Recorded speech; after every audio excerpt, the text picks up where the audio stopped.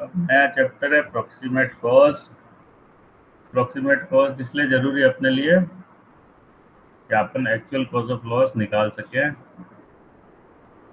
Surveyor के लिए इतने जरूरी है कि surveyor actual cause of loss निकाल सके और डिसाइड कर सके कि क्लेम एडमिसिबल है कि नहीं है।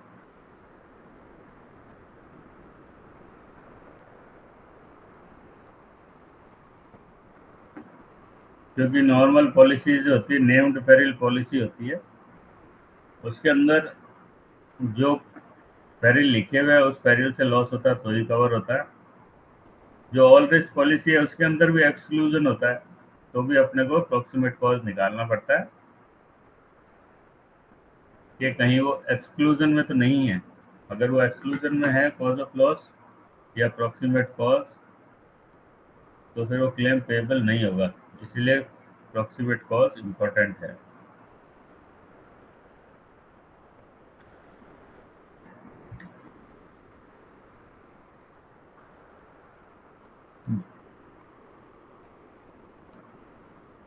अब इसके अंदर पहला फंडा क्या है कि अप्रोक्सीमेट कॉज का तो लॉ है, the law does not concern itself with the cause of causes. मतलब कॉज का कॉज क्या है उसके ऊपर फोकस नहीं किया जाता है इसके अंदर। मतलब आप इसको इस तरह से नहीं देखोगे कि बिजली गिरी तो बिजली क्यों गिरी, क्योंकि जमीन से पानी उड़ा, बादल बने, ऐसे नहीं देखना है। जो सबसे पास का कॉज ऑफ लॉस है वो देखना है। दूसरा क्या है इसका रूल, कॉजा प्रोक्सिमा नॉन रिमोटा स्पेक्ट, ठीक है भाई, स्पेक्टेटर the immediate cause not the remote और distant one be should be regarded. इसका मतलब यह है जो सबसे नजदीकी कॉज है नुकसान का वो माना जाएगा।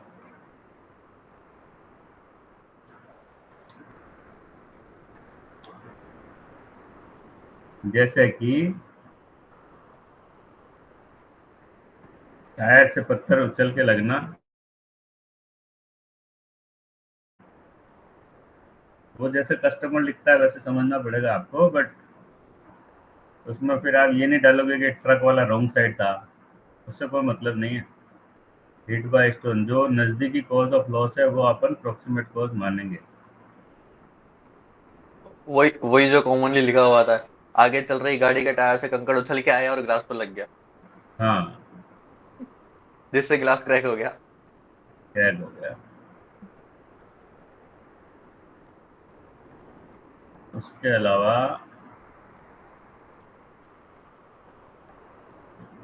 अब इसमें एग्जाम्पल ही एग्जाम्पल है।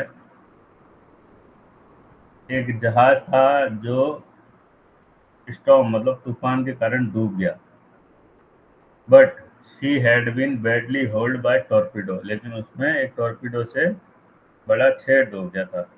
Although she had reached port, she was later ordered out by harbour master in case she sank during storm and blocked the harbour. The danger of sinking from torpedo was dominant cause which was still operating when the storm blew up. तो इसके अंदर approximate cause क्या माना गया कि वो torpedo लगने के बाद भी वो किनारे तक पहुंच गया था जहाज। तो जज साहब ने बोला कि टॉर्पीडो जो कि एक वार पेरिल है उसके कारण ये लॉस हुआ है, क्योंकि वो अभी तक उस खड्डे से जहाज के चलने पे फर्क आ रहा था। स्टॉर्म नहीं भी आता तो भी वो डूबने के चांसेस थे, स्टॉर्म से उसके बचने के भी चांसेस थे अगर टॉर्पीडो नहीं लगा हुआ होता तो।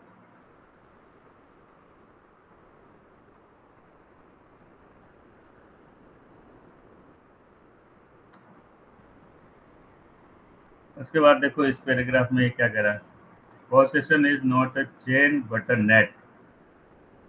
At each point, influences forces event meets, and the radiation from each point extends infinitely. At the point where these influences meet, it is for the judge, as upon the matter of fact, to declare which the causes thus joined at the point of effect was proximate and which was the remote. तो possession chain chain की तरह नहीं, अपने को net की तरह देखना चाहिए और उस हिसाब से अपने को जज करना चाहिए कि कौन सा कॉज ऑफ लॉस सबसे नजदीक है। उसके बाद में एक दीवार थी, दीवार में आग लग गई थी, लेकिन वो आग लगने के बाद भी दीवार खड़ी थी। उसके बाद में एक स्टॉर्म आया, उसको नीचे गिरा दिया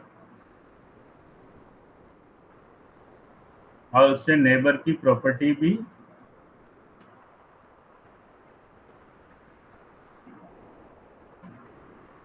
क्या हुआ?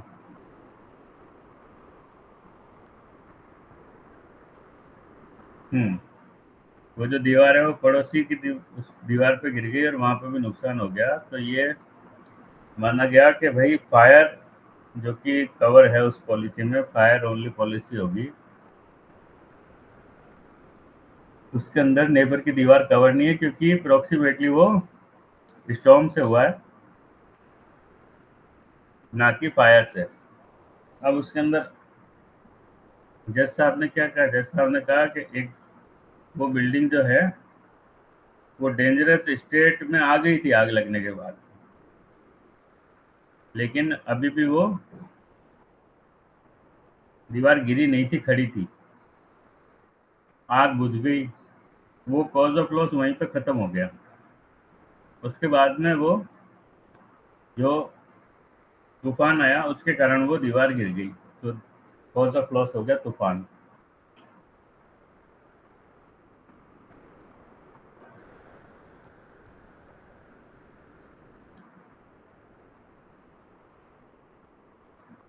उसके बाद में एक बिल्डिंग है जो आग लगने के कारण बिल्कुल जर्जर कंडीशन में थी, गिरने की कंडीशन में थी। अब क्योंकि वो गिरने की कंडीशन में थी, तो वहां पे उस बिल्डिंग को डिमोलिशन मतलब ध्वस्त करने के आदेश दिए गए। तो जो डिमोलिशन के प्रोसेस के अंदर उसका टॉप है वो इंश्योर्ड की प्रीमाइसेस पे गिर गया और वहां पे नुकसान हो गया, तो वो फायर डैमेज माना गया। क्योंकि बिल्डिंग जो है डेंजरस स्टेट में ही थी, फायर लगने के बाद वो गिरने की स्टेट में ही थी, किसी भी आदमी को नुकसान कर ही सकती थी, अगर डिमोलिशन नहीं भी करते तो भी वो गिरती, इसीलिए कॉज ऑफ लॉस फायर माना गया। अब जो फर्स्ट केस है उसके अंदर आग लगी, लेकिन एक नया कॉज ऑफ लॉस उसके अंदर आया, स्टॉर्म।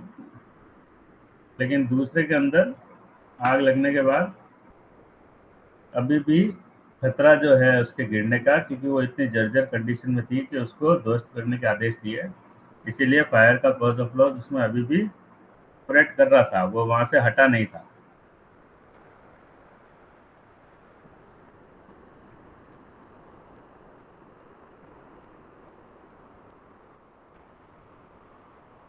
ये सारे जो एग्जाम्पल है ना भाई, इसमें अंडरलाइन करने की जरूरत नहीं है, ये सारे एग्जाम्पल एज इट इज ही आते हैं।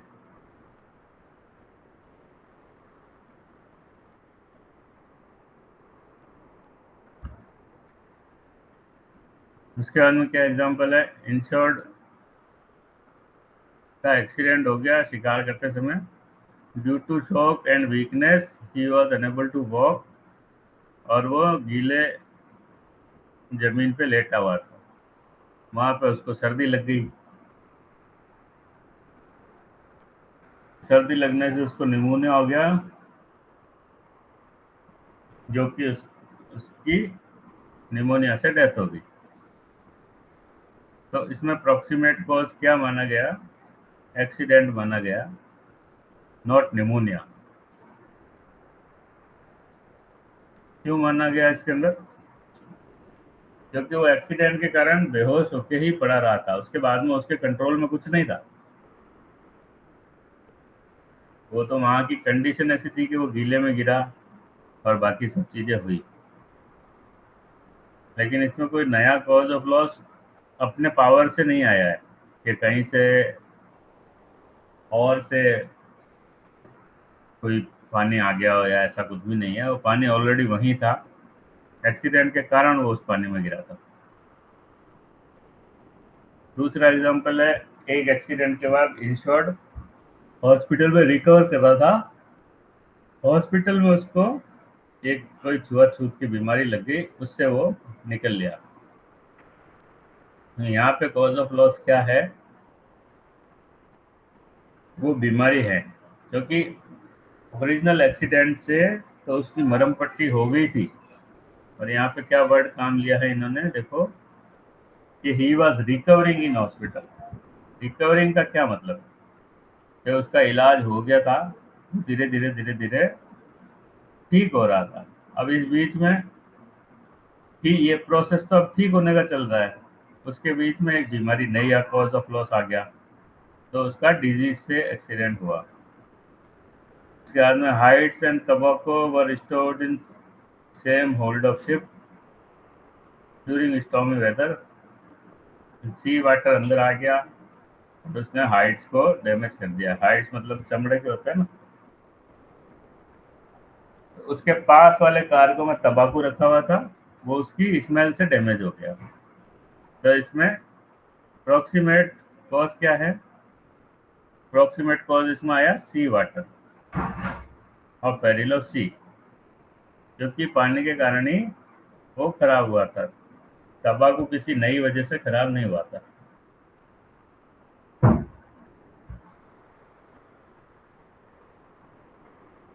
लीगल डिसीजन में क्या होता है? लीगल डिसीजन में जो प्रोक्सीमेट कॉज है, वो पहला या आखिरी कॉज ऑफ लॉस है, उससे कोई फर्क नहीं पड़ता। डोमिनेंट होना चाहिए। डोमिनेंट का मतलब प्रभावशाली होना चाहिए वो, इतना कि वो नुकसान कर दे।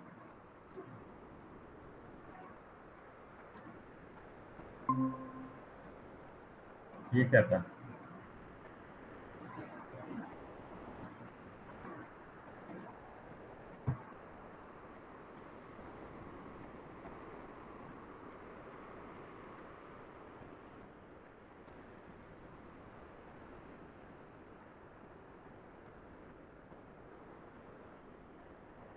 ये दो, इसके अंदर दो डेफिनेशन है।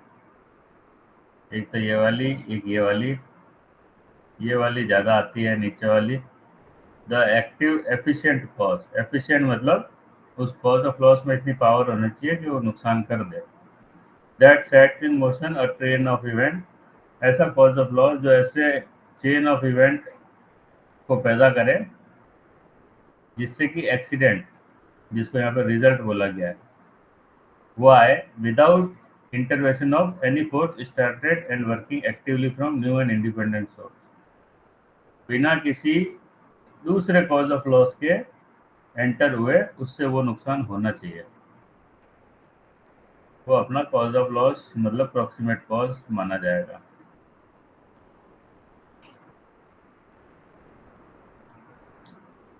ये आपको बता ही दिया है कि इंश्योर्ड पेरिल है या एक्सेप्टेड पेरिल है, उसके लिए ये चाहिए।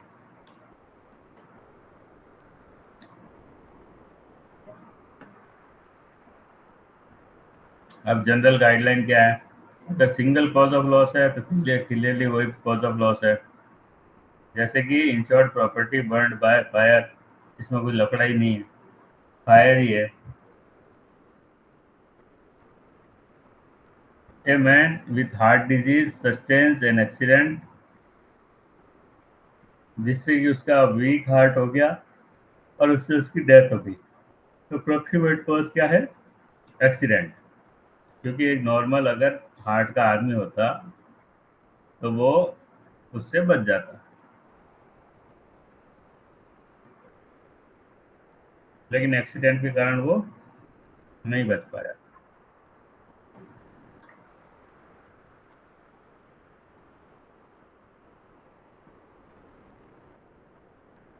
उसके बाद में क्या है? if there are concurrent causes with an accepted peril involved। When an insured peril and an accepted peril operate together to produce loss, the claim will be outside scope of the policy. ये आपके 100% वाला question है. ये आएगा, ये आएगा, ये भी आएगा, ये आएगा. ये दोनों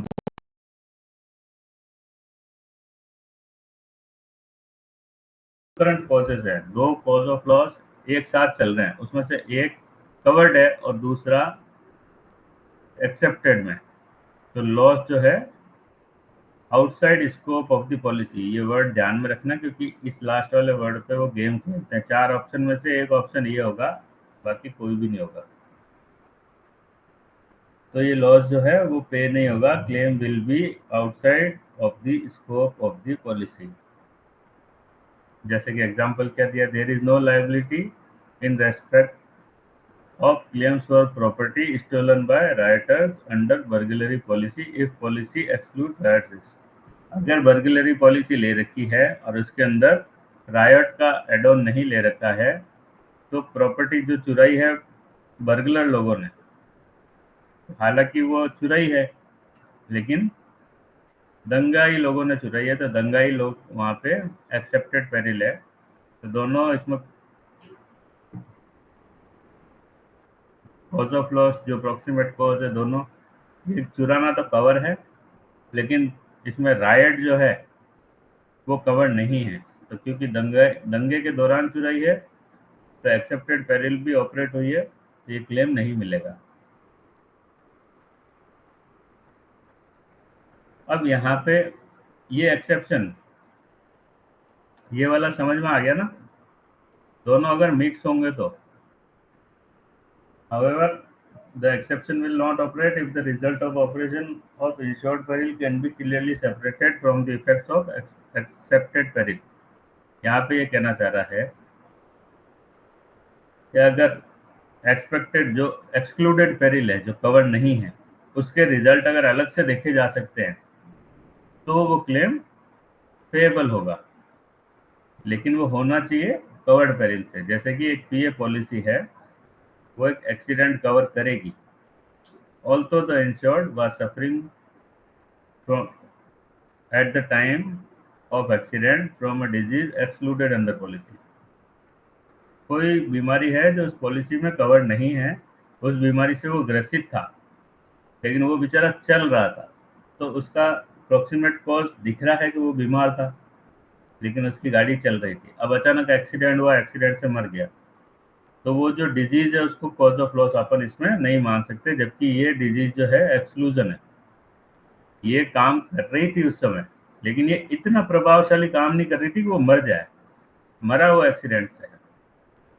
Where a number of causes operate one after other, the original cause happens to be an insured peril, there is liability under the policy.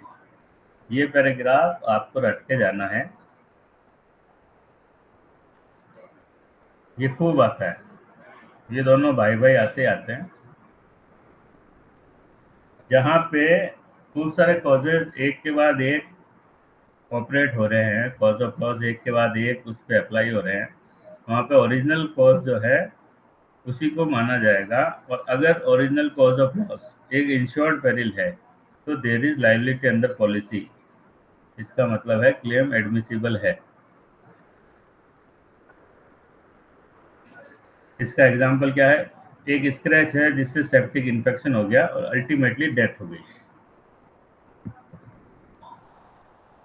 However, if the direct chain of event can be traced to an accepted peril, there is no liability. अब यहाँ पे ये क्या कह रहा है, scratch हुआ तो स्क्रैच सेप्टिक में बना, सेप्टिक से अल्टीमेटली डेथ हो गई. हाइपोथेटिकल एग्जांपल है, बट यहाँ पे ये स्क्रैच मेरे हिसाब से उसने लिया है एक्सीडेंट का, एक्सीडेंटल स्क्रैच है, इसीलिए वो कवर हो गया. However, if the direct chain of event can be traced to an accepted peril, there is no liability. However, अगर जो चेन ऑफ इवेंट है इसका डोमिनेंट कॉज अगर एक्सेप्टेड पेरिल मिलता है, तो वो इसमें कवर नहीं है. एग्जांपल, अर्थक्वेक आया जिसके कारण एक आग लग गई, और वो प्रॉपर्टी में फैल गई। तो all such fire damage is deemed to be caused by the excepted peril. तो सारे के सारा जो कॉज ऑफ लॉस है वो अर्थक्वेक माना जाएगा। फायर के अंदर अर्थक्वेक अगर कवर नहीं ले रखा है तो वो क्लेम अपने को नहीं मिलेगा। If the chain of event is broken by intervention of new and independent cause, liability will depend upon whether the new case is an insured peril or accepted peril। ये भी क्वेश्चन आता है, होगा कैसे, इसमें खाली जगह छोड़ देगा वो,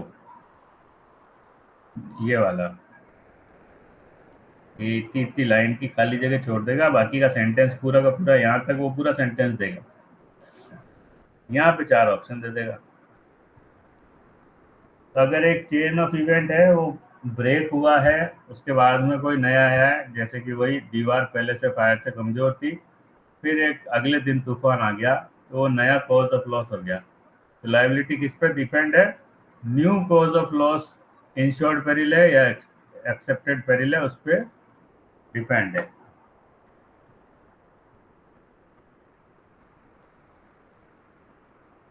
ये वाला भी बहुत ज्यादा आता है, इसमें से आते हैं 5-10 नंबर के। एक कंफ्यूजन के कारण पड़ोस में आग लगी हुई थी, लेकिन कंफ्यूजन के कारण जो भीड़ थी उन्होंने दुकान के कांच तोड़ दिए। The original cause fire which is excluded in the plate glass policy will be considered as remote cause and loss will be deemed to be approximately caused by new and intervening cause, i.e. violence of mob leading to a valid claim। तो इसके अंदर fire को, जो कि original cause है, क्योंकि confusion तो fire से हुआ है, लेकिन वो नहीं माना जाएगा क्योंकि वो रिमोट कॉज है। फायर के कारण डायरेक्टली ग्लास पे कुछ नहीं लगा है, प्लस फायर के कारण ये भी हो सकता था कि वो पत्थर मारे ना भी मारे, लेकिन उन्होंने पत्थर मारा कंफ्यूजन में। तो जो कंफ्यूजन के कारण जो पत्थर मारा है ग्लास पे, वो कॉज ऑफ लॉस इसमें माना जाएगा। इसमें कोई डाउट है तो बताओ भाई, सबसे बेहुदा एग्जाम्पल यही है।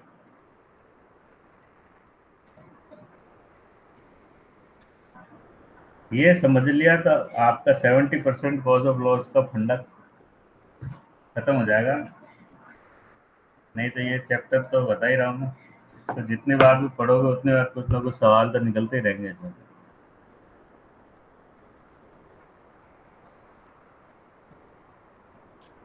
इसके एक बार अंदर वापस बताओ ना सर, क्या है?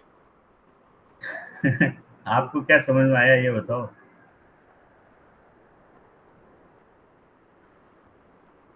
आया ही तो नहीं तभी तो।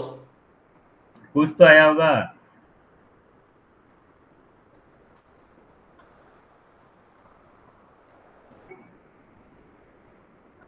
देखो इसके अंदर क्या कह रहा है कि एक आग लगी, कहीं पे भी एक पड़ोस में आग लग गई, एक दुकान है, दुकान के पास में यहाँ पे एक मकान है, इस मकान में आग लग गई। अब यहाँ पे कुछ लोग खड़े थे, उन्होंने क्या किया कि ये यहाँ पे मिट्टी और पत्थर डाल रहे थे वो आग बुझाने के लिए, लेकिन कंफ्यूजन में उन्होंने यहाँ पे मारा, यहाँ पे एक ग्लास था, वो ग्लास टूट गया। तो इसमें ओरिजिनल कॉज ऑफ लॉस जो कि फायर है, अगर फायर नहीं होती तो ये नहीं मारते पत्थर, लेकिन यहाँ पे फायर को ओरिजिनल कॉज ऑफ लॉस नहीं माना जाएगा क्योंकि फायर से डायरेक्टली कोई डैमेज नहीं है। यहाँ पे डैमेज हो रहा है, ये जो भीड़ है इसने पत्थर मारा उसके लिए, तो कॉज ऑफ लॉस ये माना जाएगा। अब यहाँ पे क्या हो रहा है कि एक्सेप्टेड पेरिल फायर ऑपरेट हुई है तो क्लेम नहीं मिलना चाहिए, लेकिन इस फायर से हटके एक नया कॉज ऑफ लॉस भी आया है, पत्थर मारना लोगों के द्वारा।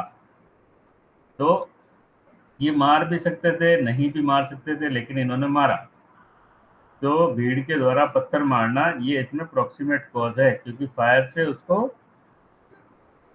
प्लेट ग्लास को कोई भी नुकसान नहीं हुआ था। तो जहां पे भी नया कॉज ऑफ लॉस डोमिनेंट है, पुराना वाला डोमिनेंट नहीं है, वहां पे अगर नया cause of loss covered peril है तो क्लेम पेएबल होगा।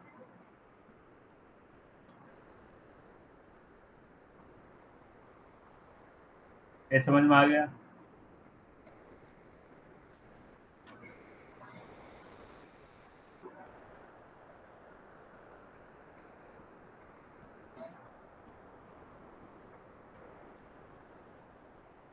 सबको समझ में आ गया?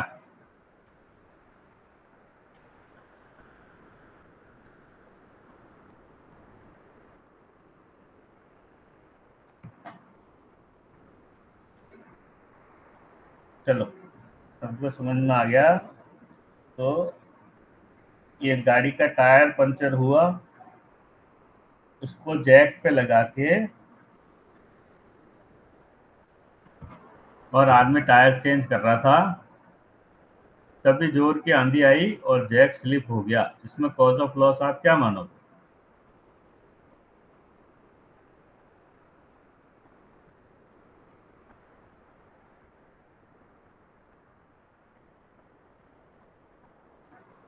हाँ, आंधी आगे इसको कॉज ऑफ लॉस मानेंगे तो वो कवर हो जाएगा।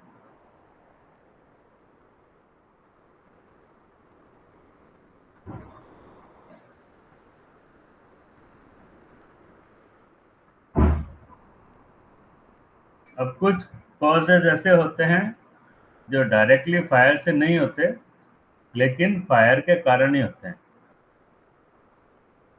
वो,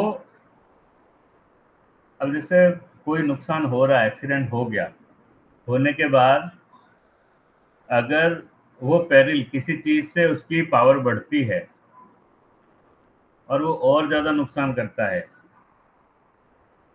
तो उसको बोलते हैं कॉन्सिक्वेंशियल लॉस। अब वैसे कॉन्सिक्वेंशियल लॉस किसको बोलते हैं? ये कॉन्सिक्वेंशियल लॉस आपको जो समझाया जा रहा है, ये अप्रोक्सीमेट कॉज के बारे में समझाया जा रहा है। नॉर्मली कॉन्सिक्वेंशियल लॉस किसको बोलते हैं? वो लॉसेज जो एक एक्सीडेंट या पेरिल के ऑपरेट होने के कारण अदर तरीके से होते हैं। अदर तरीके से कैसे? जैसे गाड़ी का एक्सीडेंट हुआ, फिर बरसात आई, वो रस्ट हो गया, तो रस्ट जो है कॉन्सिक्वेंशियल लॉस है। उसको कहीं जाना था, उसकी मीटिंग छूट गई, उसको 2 करोड़ का कॉन्ट्रैक्ट नहीं मिला, ये कॉन्सिक्वेंशियल लॉस है। यहाँ पे कॉन्सिक्वेंशियल लॉस क्या कह रहा है वो? कॉज ऑफ लॉस के कारण, जो कॉज ऑफ लॉस है उसी में कुछ बढ़ोतरी हो गई। जैसे कि कहीं आग लगी और ऊपर वाले फ्लोर पे वुडन फ्लोरिंग थी और वहां से सैनिटाइजर भी गिर गया, उससे आग और बढ़ गई। वो कॉन्सिक्वेंशियल लॉस की बात कर रहा है। तो जहाँ पे ऐसा होगा वहां पे कुछ कुछ केसेस में इंश्योरर बाय कस्टम, मतलब इंश्योरेंस कंपनी अपने आप से समझ के और वो क्लेम पे करती है। जैसे कि आग बुझाने के लिए फायर ब्रिगेड आई, उसने पानी मारा, अब उस पानी से भी 10 चीजें खराब होगी। तो पानी ऐसे तो मारेगा नहीं कि यार टीवी बचा के पानी मारूं, आग लगी हुई है, वो तो पानी धड़ाधड़ मारेगा। तो वो भी फायर पॉलिसी में फायर के लॉस में ही कवर करते हैं। फायर ब्रिगेड अपना काम कर रही थी, उस कारण कुछ लॉस हो गए तो वो फायर में कवर करते हैं। कोई भी चीज फायर हो गई, किसी प्रॉपर्टी में फायर हो गई, अब वहां पे कोई अलमारी है, फर्नीचर है, उसको रिमूव किया जा रहा है फायर से बचाने के लिए, और रिमूव करते समय हड़बड़ाहट में वो हाथ से छूट गई, डैमेज हो गया, तो वो भी फायर में ही माना जाता है। लेकिन ये क्या है? बाय कस्टम है, तो इंश्योरर की समझ पे, स्टैंडर्ड नहीं है। अब ये क्यों पे करते हैं ऐसे लॉस? ये ऐसे लॉस इसलिए पे करते हैं क्योंकि ये जो एक्शन है, कस्टमर बोलता है कि सर ये रीजनेबल था, मैंने तो बचाने के लिए किया था, फिर भी नुकसान होगा।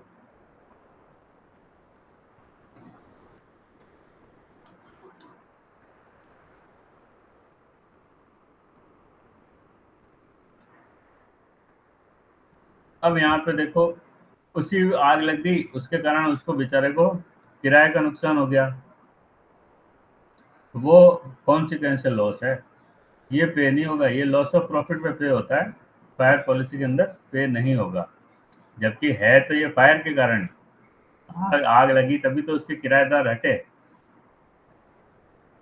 कॉज ऑफ लॉस तो फायर है, लेकिन ये कॉन्सिक्वेंशियल लॉस है। फायर के कारण जो ओरिजिनल डैमेज होना था वो हो गया, बात खत्म हो गई।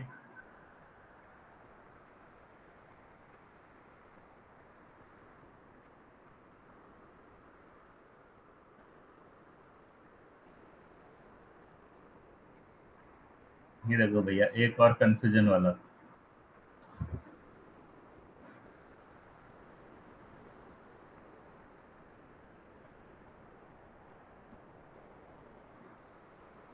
यहाँ पे एक नई सिचुएशन दे रहा है जहाँ पे direct chain of possession between event और intervention of new event is not connected with original event, मतलब ओरिजिनल इवेंट से कनेक्ट नहीं है लेकिन बीच में वो कॉज ऑफ लॉस ऑपरेट हो रहा है। एग्जाम्पल से अपन समझते हैं। एक तूफान आया जिसके कारण एक टिम्बर की बिल्डिंग गिर गई। बिल्डिंग गिरने के कारण इलेक्ट्रिक वायरिंग डैमेज हो गई। वायरिंग डैमेज होने से स्पार्क हुआ, उससे फायर हो गई। फायर ब्रिगेड ने पानी मारा। पानी मारा तो there is direct line of position between storm, collapse of wall, fire damage and water damage to unburned property. तो ये सारे भी स्टॉर्म में ही कवर किए जाएंगे। दूसरा एग्जांपल क्या दे रहा है? अर्थक्वेक से एक ऑयल का स्टोव था वो उल्टा हो गया। ऑयल का स्टोव उल्टा होने से उसने आग पकड़ ली। आग पकड़ने से धड़ाधड़ आग लगी। फिर उसके पास वाली बिल्डिंग में आग लगी और तीसरी बिल्डिंग में आग लगी। इवेंचुअली 500 यार्ड दूर तक आग लग गई।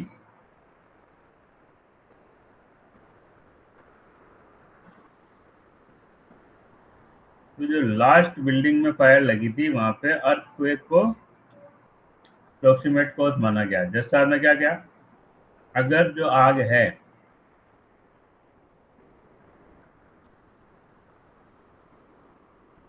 वो किसी और कॉज से फैलती तो बात अलग थी, लेकिन यहाँ पे जो आग है वो नेचुरल कॉज से ही फैली है। That is spread by wind और one thing catching fire from another.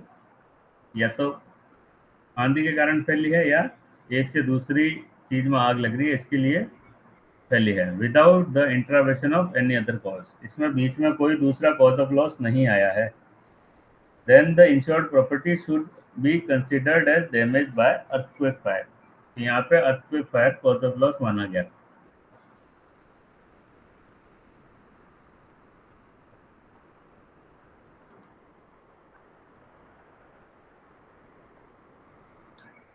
अब यहाँ पे एक और एग्जांपल क्या है?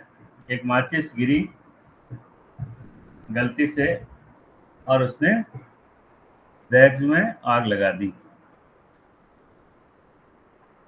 उसके बाद में वहां पे गैस सिलेंडर रखे हुए थे वो भी फट गए और वो फटने के कारण पड़ोस का जो ऑफिस था उसमें भी आग लग गई। अगेन यहाँ पे सारा कुछ हुआ माचिस गिरने से। तो माचिस कॉज ऑफ लॉस है, माचिस का गिरना या जो भी वो नियरेस्ट कॉज निकलता है। दूसरा क्या है? एक लाइटनिंग गिरी, उससे बिल्डिंग वीक हो गई और उसके थोड़ी देर बाद जोर की हवा आई, उससे वो दीवार नीचे गिर गई। तो यहाँ पे ये बता रहे हैं कि lightning was the approximate cause of all the damages. अब समझ में आ गया मैं इसको क्यों कह रहा हूँ कि किताब खुद ही क्लियर नहीं है? क्योंकि यहाँ पे ये एग्जाम्पल है वो पिछले एग्जाम्पल से बिल्कुल उल्टा है।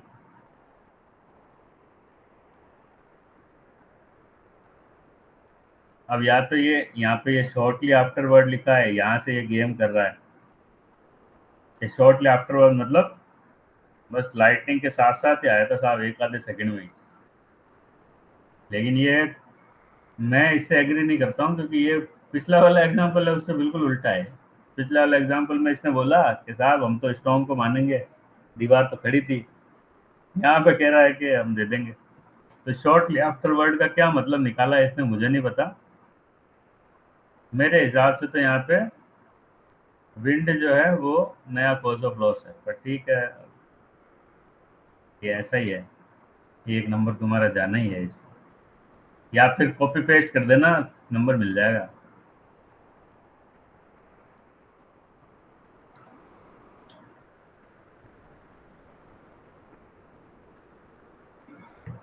ये भी लाइन आती है भाई, बहुत बढ़िया लाइन है, सिंपल सी लाइन है। इंश्योरेंस करने का इंटेंशन क्या होता है? वो रिस्क कवर करना जो एक्सीडेंटल हो। तो ये पूछ लेगा कि इंश्योरेंस कवर करने वाले रिस्क कैसे होने चाहिए, तो एक्सीडेंट और फॉर्चूस होने चाहिए। फॉर्चूस मतलब बस हो गया, वो क्या कहते हैं उसको, बाय लक हो गया, बाय चांस। फॉर्चूस मतलब बाय चांस होना चाहिए। ऐसे रिस्क जो बाय चांस हो, उसको कवर कर सकते हैं अपन बीमा में। तो ये बीमा की विषय वस्तु की खासियत है कि वो सिर्फ बीमा बीमा उसी चीज का किया जा सकता है जिसमें एक्सीडेंटल या लक बाय चांस लॉस होने का कॉज ऑफ लॉस वही होगा जो लक बाय चांस हो जाए। ऐसा कॉज ऑफ लॉस कभी भी बीमा में कवर नहीं होगा, जो कि हो ही सकता है। ऐसा कॉज ऑफ लॉस होगा जो होगा नहीं होगा किसी को पता नहीं है, लेकिन वो बाय एक्सीडेंटली होना चाहिए। तो ही अपन उस चीज का बीमा कर सकते हैं, उस पेरिल को इंश्योर कर सकते हैं।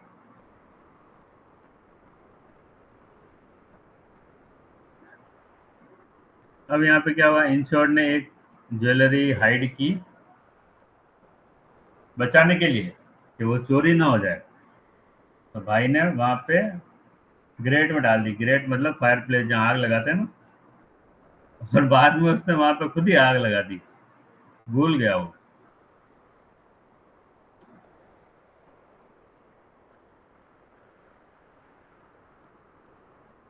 तो यहाँ पे एक्सीडेंटली आग लग गई, किसी चीज के गिरने से या किसी दूसरे आदमी ने आग लगा दी, तो कॉज ऑफ लॉस यहाँ पे फायर माना गया।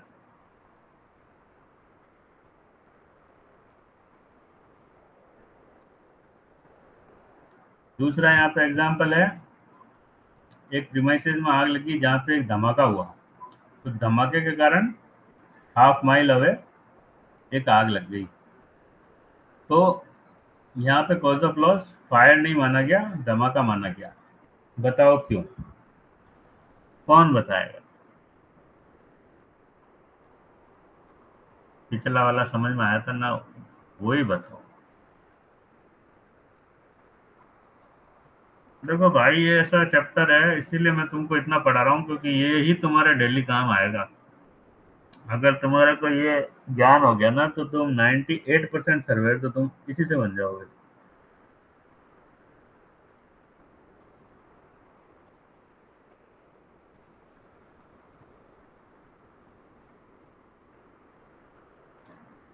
बताओ भैया जी, एक जना तो बताओ।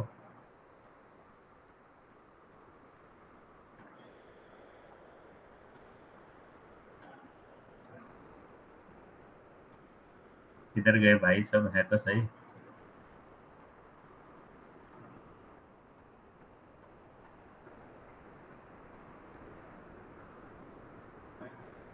सारे ही हैं यार, कहाँ गए? सब यही है सर, आपके पास ही है सब। बताओ, ये क्या हुआ? हे प्रभु जगन्नाथ, ये क्या हुआ? कंफ्यूजन है सर। तो इतनी देर से मैं पूछ रहा हूँ, कंफ्यूजन तो बोलते क्यों नहीं हो? कंफ्यूजन तो है sir. Fire confusion. Fire by explosion.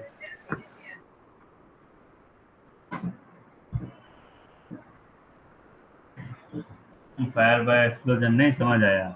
मेरे को भी 4 बार किताब पढ़ने के बाद समझ में आया।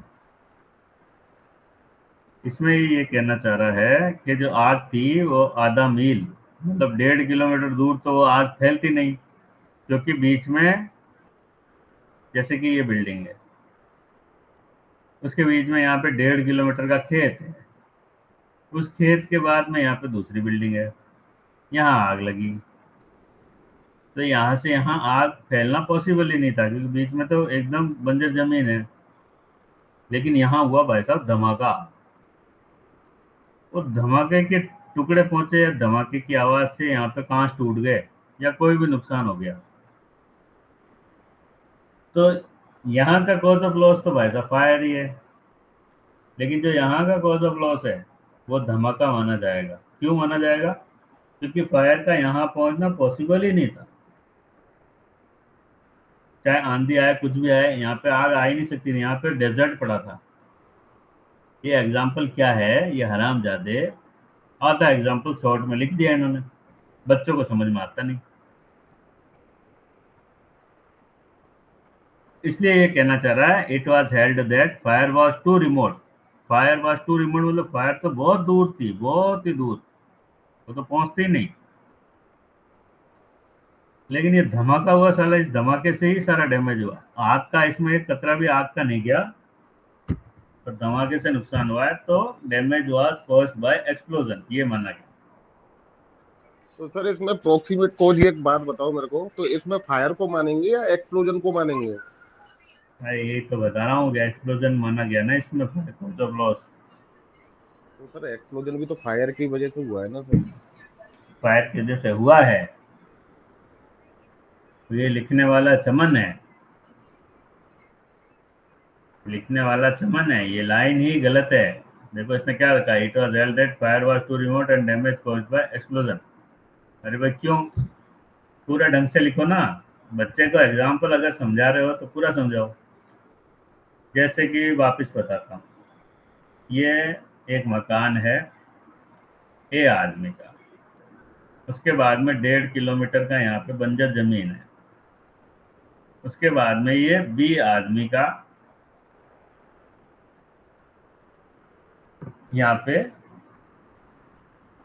एक मकान है। अब यहाँ ए आदमी के मकान में फायर हुई, यहाँ पे आग लगी, आग लगने से यहाँ धमाका हुआ, वो धमाके के कारण इसके कांच टूट गए बी के। तो अब ये जो भाई बात कर रहा है, ये अभी बी के लिए कर रहा है, ए के लिए नहीं कर रहा है ये, लेकिन इस क्वेश्चन में क्लियर नहीं बताया इसने।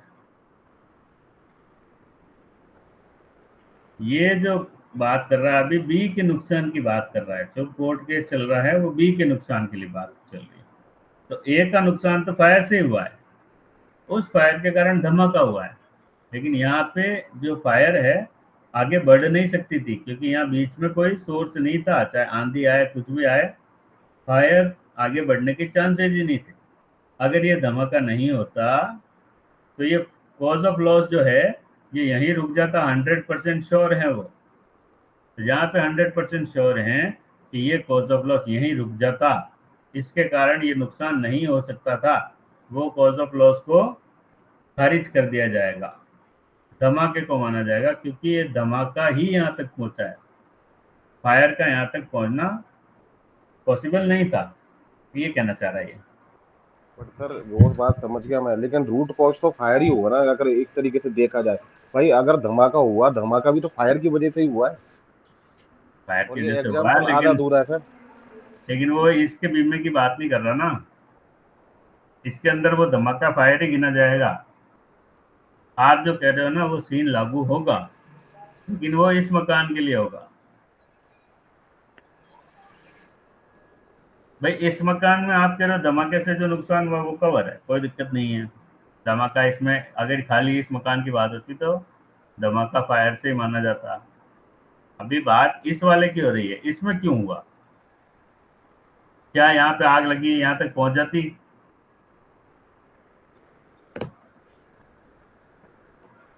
तो ये आग जो है ये यहाँ तक नहीं पहुंचती, इसीलिए उसने ये कॉज ऑफ लॉस को रिमोट कॉज ऑफ लॉस मान लिया।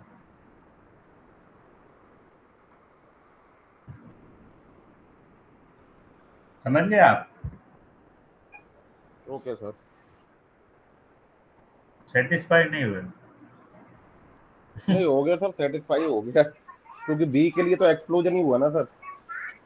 हाँ, ये कहना चाह रहा है कि वो आग का चांसेस नहीं था कि वहां तक आग पहुंच सके खुद, चाहे भले कैसे भी आग लग जाए।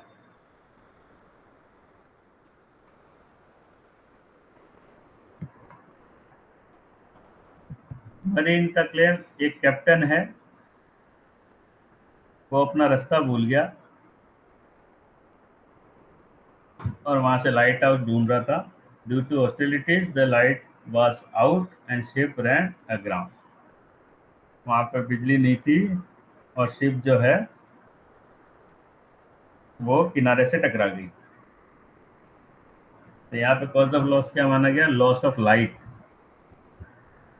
The hostilities and loss of light, ये बहुत रिमोट थे। अप्रोक्सीमेट कॉज क्या है? Bad seamanship. क्यों? क्योंकि वो रास्ता भूल गया।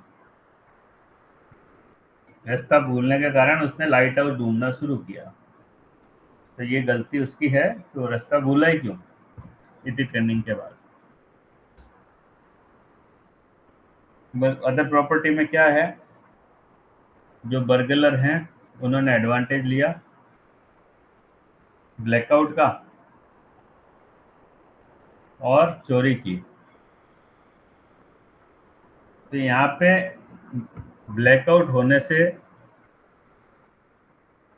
तो चोरी होती नहीं, चोरी तो चोर कैसे भी करता, लेकिन ब्लैकआउट का उसने फायदा उठाया चोरों ने, लेकिन की तो चोरों ने चोरी है। तो यहाँ पे बर्गलरी अप्रोक्सीमेट माना जाएगा, ना कि ब्लैकआउट।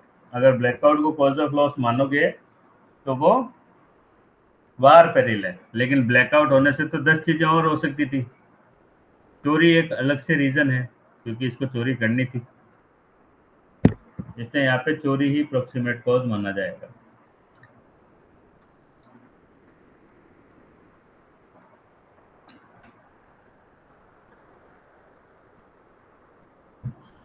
अब एक सवाल और आता है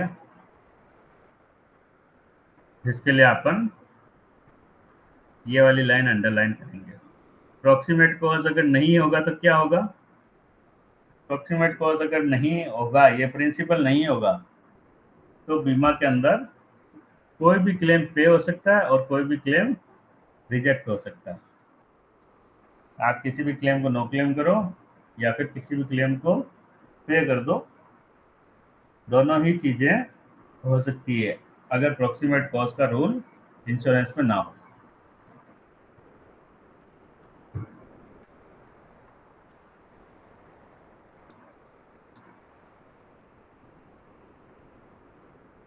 ये तो समझ में आ गया सर, इसमें तो कोई डाउट नहीं है। ये सवाल तो कर लेंगे अपन 1 नंबर का। Yes sir.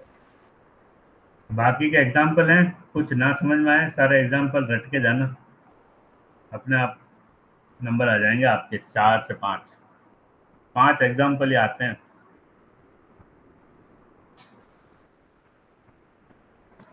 अब यार ये थ्योरी है,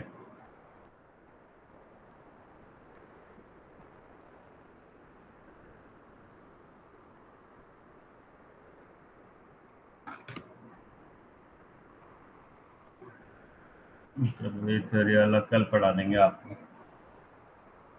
ठीक है सर, यस सर। तब तक आप अप्रोक्सीमेट कॉस्ट समझो। Okay sir. Okay, thank you sir. Thank you. Thank you sir. Bye. Okay sir, bye bye.